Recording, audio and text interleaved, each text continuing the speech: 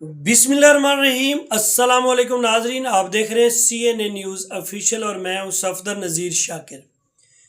آج میں تاندلہ والا سے آپ ایک عام خبر دینے جا رہا ہوں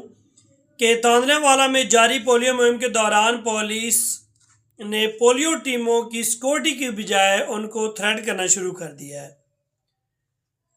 پولیو مہم کے دوران پولیس ٹیموں کے ساتھ سیکورٹی پر مامور پولیس اہلکاروں کا ناروا سلوک، پولیس اہلکاروں کی پولیو ٹیم کو دھمکیاں، بدتمیزی اور ہراسانی کی یونین کونسل مانیٹرنگ آفیسر کا یہ موقف سامنے آیا ہے کہ یونین کونسل 87 میں پولیو مہم کے دوران سیکورٹی پر مامور 2 پولیس اہلکار کانسٹیبل احمد حسن و اس کے ساتھ کانسٹیبل جو بھی تھا، اس کا نام نہیں معلوم، کانسٹیبل تعینات ہے، تو چوکی راہ میں شان ڈیوٹی کے دوران نہ صرف اختیارات سے تجاوز کیا بلکہ پولیو ٹیموں کو دھمکیاں دینے، ہراساں کرنے اور بدتمیزی کرنے جیسے افسوسناک واقعات رونما ہوئے۔ مانیٹرنگ آفیسر کے مطابق دونوں کانسٹیبلان پہلے 2 روز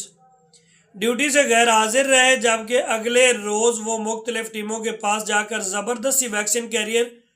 چیک کرنے اور تصویریں بنانے پر اصرار کرتے رہے۔ ٹیم کے انکار پر اہلکار برہم ہو گیا اور سنگین نتائج کی دھمکیاں بھی دیں کہ تم پر ہم ناجائز مقدمات بنوا دیں گے۔ ذرائع کے مطابق پولیس اہلکاروں نے ایک ٹیم پر جھوٹا الزام لگایا کہ وہ جعلی ٹیم اور زہریلے قطرے پلا رہی ہے۔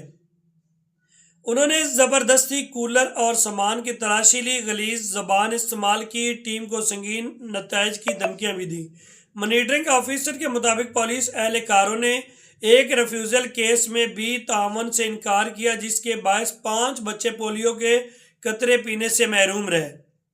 مانیٹرنگ آفیسر کے مطابق پولیس اہلکاروں نے ایک ریفیوزل کے گھر میں ساتھ نہ جانے سے انکار کیا جس کی وجہ سے وہ بچے بھی پولیو کے موذی مرض کے قطرے پینے سے وہ رہ گئے۔ پولیو ٹیم کے تمام ورکرز نے اسسٹنٹ کمشنر تاندلہ والا ازکا سیر اور ڈپٹی کمشنر کیپٹن ریٹائرڈ